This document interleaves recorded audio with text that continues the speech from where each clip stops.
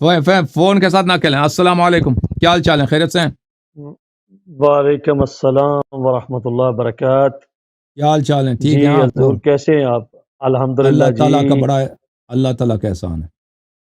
آپ سناؤ بہت جناب. انتظار کروایا جی آپ نے, الحمدللہ. میں بہت ٹائم انتظار سے آپ کا ویٹ کر رہا تھا, اور میری ڈیوٹی بھی آنے والی تھی جی. تو بالآخر جو ہے آپ نے لے ہی لیا کال پہ. جی آپ ٹھیک ہیں؟ اللہ کا احسان ہے بڑا. ماشاء اللہ جی, اللہ تعالیٰ آپ کو سلامت رکھے جی. Thank you sir. بڑی ڈھیر ساری آپ کے لیے دعائیں ہیں, اور آپ جو کام ماشاء اللہ امت کے لیے کر رہے ہیں, تو اللہ تعالیٰ آپ کو اجر عظیم عطا کرے جی, دنیا و آخرت تھینک میں. You sir, thank you, thank you. کہاں سے کال فرمایا آپ نے؟ جی میں تو پاکستانی ہوں, اور ابھی قطر میں ہوں. یہاں نوکری کے سلسلے میں ہوں جی. اچھی الحمدللہ. بات ہے. اللہ آپ کو سلامتی دے. ہمارے لیے کیا لائق خدمت ہے جی؟ آمین آمین. جی میرے چند ایک سوالات ہیں جی, تو میں آپ سے ان کے بارے میں استفادہ کرنا چاہتا ہوں. جی سر. ایک تو جو چونکہ میں بائی برتھ جو ہے وہ سنی بریلوی ہوں.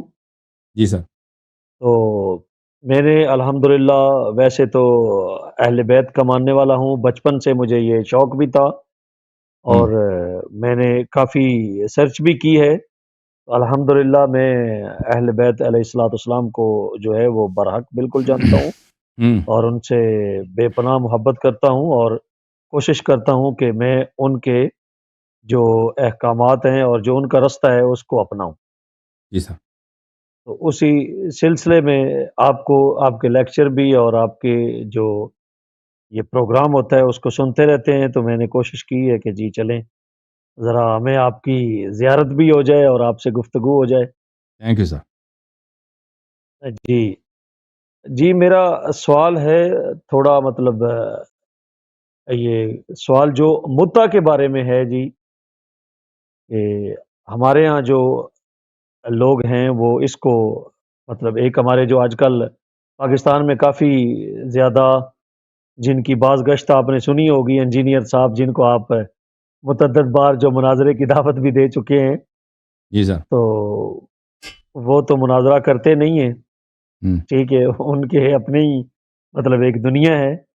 خیر ان کو ہم سنتے ہیں, اور ان سے پہلے ایک فیصل آباد کے مفتی اسحاق صاحب تھے, ان کو ہم نے بہت سنا اور بہت سیکھا ہے. وہ بڑے محبان اہل بیت تھے, اور ون مین آرمی تھے وہ. مطلب ہمارے جو اہل سنت کے جو لوگ ہیں ان کے درمیان اگر کوئی عالم تھا ہم جو سمجھتے ہیں جس کو, تو وہ مفتی اسحاق صاحب تھے, اللہ پاک ان کو غریق رحمت کرے. انہوں نے بہت زیادہ اہل بیت علیہ السلام کا جو ہے مقدمہ وہ لڑا ہے. تو یہ مطلب شیعہ جو ہمارے حضرات ہیں ان کے مطابق جو مطلب متع ہے, میں اس کے بارے میں جاننا چاہتا ہوں جی, کہ قرآن میں تو یہ حلال ہے, اور یہ جو ہمارے ہاں جو لوگ اس کو حرام کہتے ہیں اور اس کو مطلب زنا سے جو تشبیہ دیتے ہیں. جی سر. تو اس کی تھوڑی وضاحت فرما دیں جی. ٹھیک ہے بھائی. دیکھیں میرے عزیزو, یہ میں کتاب دکھانے لگا ہوں آپ کو. یہ کتاب کون سی ہے پتہ آپ کو؟ یہ کتاب ہے صحیح مسلم. صحیح مسلم, ٹھیک ہے نا جی. یہ کتاب ہے صحیح مسلم, چاپ دار الفکر, کتاب چھپی ہے سنت 2010 میں. یہ باب نکاح المتعہ, باب نکاح المتعہ. پہلی والی جو حدیث ہے ملاحظہ فرمائیے, پہلی والی جو حدیث ہے جی. سمعت عبداللہ, میں نے عبداللہ ابن مسعود سے سنا, كنا نغزو مع رسول اللہ صلی اللہ علیہ وآلہ لیس عندنا نساء, ہم رسول اللہ صلی اللہ علیہ وسلم کے ساتھ جہاد کے سفر میں گئے تھے, ہمارے پاس عورتیں نہیں تھیں. فقلنا الا نستخصی, ہم نے کہا کہ یا رسول اللہ صلی اللہ علیہ وآلہ وسلم ہم اپنے آپ کو خسی کر دیتے ہیں, کاسٹریٹ کرتے ہیں. خسی پتہ ہے, خسی اردو میں خسی بولتے ہیں نا, جو مثلا بیل کو خسی کرتا ہے نا وہ, جی جی, ہل چلانے کے لیے, کیونکہ اگر وہ خسی نہ ہو جائے تو وہ کام نہیں کرتا. اپنے آپ کو خسی کر دیتے ہیں, عورت ہی نہیں ہے, شادی ہی نہیں ہے تو خسی کر دیتے ہیں تاکہ بالکل جان چھوٹ جائے. تو فرما فنہانا عن ذلك، اس نے منع فرمایا. ثم رخص لنا ان ننكح المرأة بالثوب الى اجل، رسول اللہ صلی اللہ علیہ وسلم نے ہمیں اجازت دے دی کہ ہم نکاح کریں عورت کے ساتھ ایک کپڑے کے عوض. ثوب کس کو بولتے ہیں؟ وہ کپڑا دھوتی کے عوض، جو کپڑا پہنتے ہیں. بالکل ہاں، وہ کپڑا ہمارے آپ کی طرح نہیں ہے. عرب جو ہے سلا ہوا کپڑا بہت کم پہنتے تھے اس زمانے میں، غربت کا زمانہ تھا. جی بالکل. صرف دھوتی ہوتا تھا ان کے پاس، ایک دھوتی دے کے ہم الی اجل نکاح کریں. کب؟ اجل تک. اجل یعنی مدت معین ہو، ٹائمنگ معین ہو، 1 مہینہ 2 ہفتہ ایک طرح. ثم قرأ عبداللہ، پھر عبداللہ ابن مسعود نے، عبداللہ ابن مسعود چھوٹا آدمی نہیں ہے، صحابہ کے فقہاء میں سے ہے، صحابہ کے قراء میں سے ہے.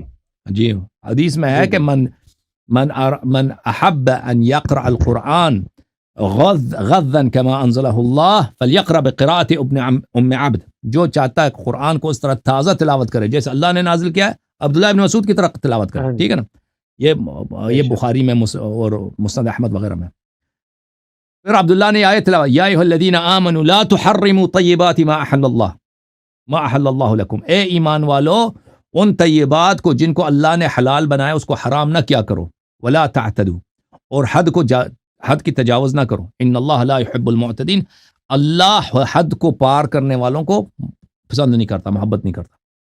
تو جو آیت کی تلاوت کی ہے نا عبداللہ بن مسعود، کہتا ہم تو اس طرح متا کرتے تھے. پھر فرمایا کہ لا تحرموا طیبات ما احل اللہ، جس طیب کو اللہ نے حلال کیا اس کو حرام نہ کیا کرو. اس کا مطلب یہی کہ عبداللہ بن مسعود کیا کہنا چاہتا ہے؟ کہنا چاہتا ہے کہ یہ شریعت میں اس کی نسخ نہیں ہوئی ہے. ٹھیک ہے نا؟ اس کے علاوہ ملاحظہ فرمائیے یہ حدیث زیادہ ہے یہاں پر. یہ بھی عبداللہ بن مسعود کی روایت ہے، یہ بھی وہی عبداللہ بن مسعود کی روایت دوسرے سند کے ساتھ. اچھا پھر ملاحظہ فرمائیے یہ حدیث مسلم میں حدیث نمبر 1405 ہے. سمعت جابر بن عبداللہ یقول، میں نے جابر سے سنا کہ جابر فرماتے تھے کننا نستمتع بالقبضۃ من التمر والدقیق، ہم ایک مٹی بر کھجور دے کے یا ایک مٹی بر آٹا دے کے، آٹا کھجور ایک مٹھی آٹا دے کے، وہ کسی عورت کے ساتھ کیا کرتے تھے؟ متا کرتے تھے، متا کرتے تھے. الایام، بہت سالوں سال اسی طرح گزرتا تھا. حد علی عہد رسول اللہ صلی اللہ علیہ وآلہ ابی بکر، رسول صلی اللہ علیہ وسلم کے زمانے اور ابو بکر کے زمانے میں. حتی نہا عنہ عمر، یہاں تک کہ عمر نے منع کیا ہے. ٹھیک ہے نا بھائی؟ تو اللہ کی جانب سے تو کوئی منع نہیں ہے، عمر کی جانب سے منع. اچھا اس کے علاوہ اور بھی روایات ہیں میرے عزیزوں. تو یہ جو ہے، اور قرآن مجید میں بھی آیت ہے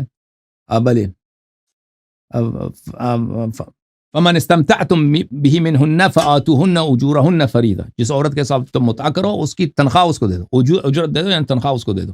یہاں تک کہ اس کو تنخواہ کہہ دیا، مہر بھی نہیں کہا، اجرت دے دو اس کو. جی ہاں، تو یہ قرآن میں اس کی حلیت ہے، سنت میں اس کی حلیت ہے، اور صحابہ نے واضح طور پہ بولا ہے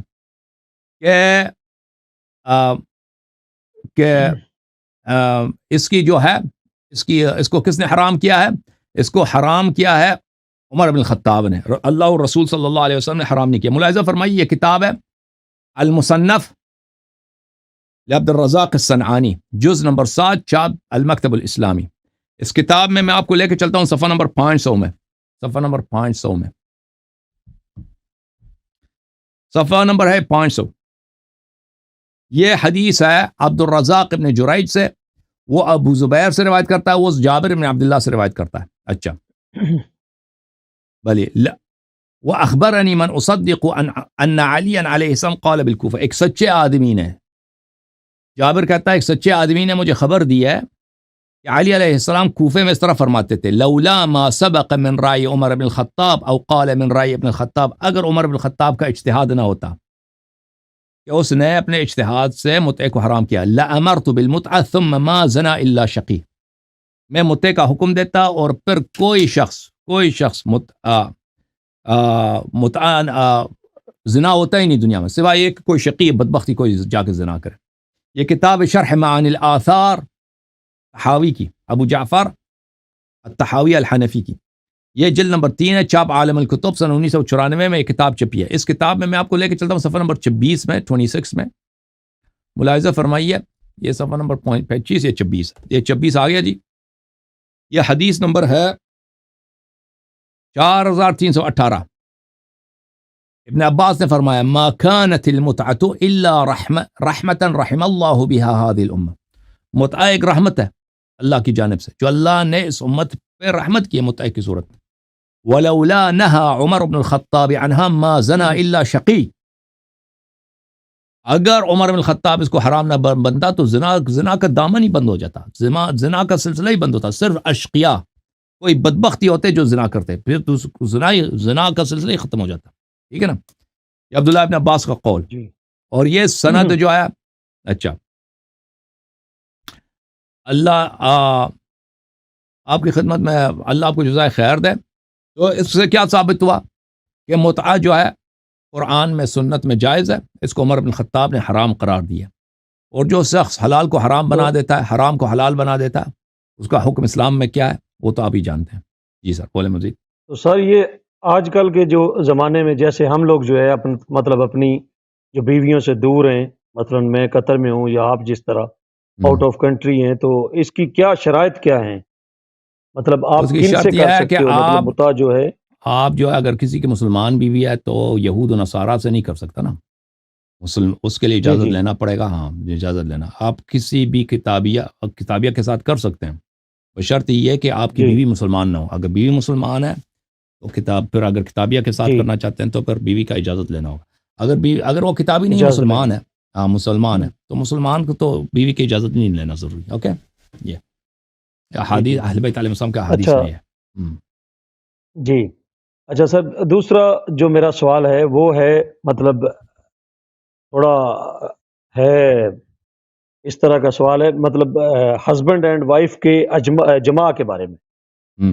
آج کل میں ایک ریاض سے جو ایک ٹی وی چینل چل رہا ہے, النور ٹی وی چینل ہے, ان کے ہاں مطلب جو ہے مطلب اجماع کے بارے میں کہ آپ لوگ جو ہے ہم لوگ جو سنتے آ رہے ہیں اس میں مطلب یہ ہے کہ ایک تو آپ حیض اور نفوس کے جو دنوں میں مطلب جو حرام کیا گیا ہے, اور دوسرا ہے کہ مطلب مقد میں آپ اپنی جو ازواج ہیں ان سے مطلب مباشرت نہیں کر سکتے ہیں. اور باقی جو آج کل جو چل رہا ہے سسٹم, اکثر اوقات مطلب وہ لوگ تو کہتے ہیں کہ جی مطلب اگر کوئی آدمی اگر ہسبینڈ یا جو وائف ہے اگر وہ دونوں مطمئن ہیں یا ایک دوسرے سے راضی ہیں تو مطلب جو اپنی جو شرم گاہ ہے مطلب ان کو جو ہے وہ بوسو کنار کرنا یا اس طرح کا کچھ اورل کے بارے میں. جو